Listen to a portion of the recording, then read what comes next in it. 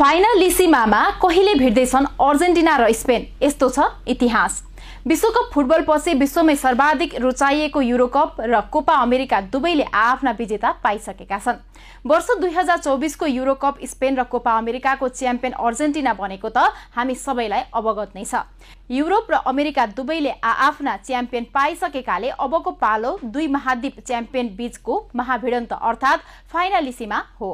दुई महादेश स्तरीय च्याम्पियनले खेल्ने यो प्रतियोगिताको चमक युरोकप र कोपा अमेरिकाको जति नभए पनि यो प्रतियोगिताको च्याम्पियन बन्ने टोलीलाई निकै सम्मानका साथ हेर्ने गरिन्छ।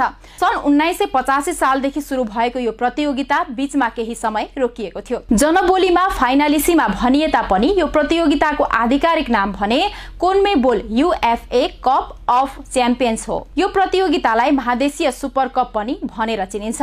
पछिल्लो संस्करणमा युरोकप विजेता इटाली र कोपा अमेरिका विजेता अर्जेन्टिनाले प्रतिस्पर्धा गरेका थिए, जुन खेल अर्जेन्टिनाले 3-0 गोलले जितेको थियो। नयाँ संस्करणमा ढालिएपछि हालसम्म यो प्रतियोगिता 2 पटक मात्र सञ्चालन भएको छ, जुन दुवै पटक अर्जेन्टिनाले नै जितेको छ। पहिलो पटक यो प्रतियोगिता सन् 1985 मा आयोजना हुँदा फ्रान्सले उरुग्वेलाई 2-0 गोलले हराएर उपाधि जितेको थियो भने 1993 मा अर्जेन्टिनाले पेनाल्टी सुटआउटमा डेनमार्कलाई हराएको थियो। तेस्रो पटक सन् 2022 मा अर्जेन्टिनाले इटालीलाई 3-0 गोलले हराएर उपाधि जित्यो।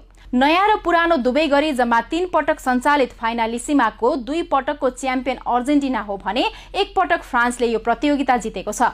अब सवाल रह्यो, यस संस्करणको फाइनलिसिमा कहिले हुन्छ? सन् 2024 को युरोकप विजेता स्पेनले फाइनलमा कोपा अमेरिका विजेता अर्जेन्टिनासँग आगामी फाइनलिसिमा खेल्दैछन्, तर हालसम्म खेल हुने मिति र स्थान भने तय भइसकेको छैन। यो प्रतियोगिता अर्को वर्ष अर्थात् सन् 2025 मा हुने भन्ने कुरा भने पक्का छ, तर खेल कहिले र कहाँ हुन्छ भन्ने तय हुन बाँकी छ।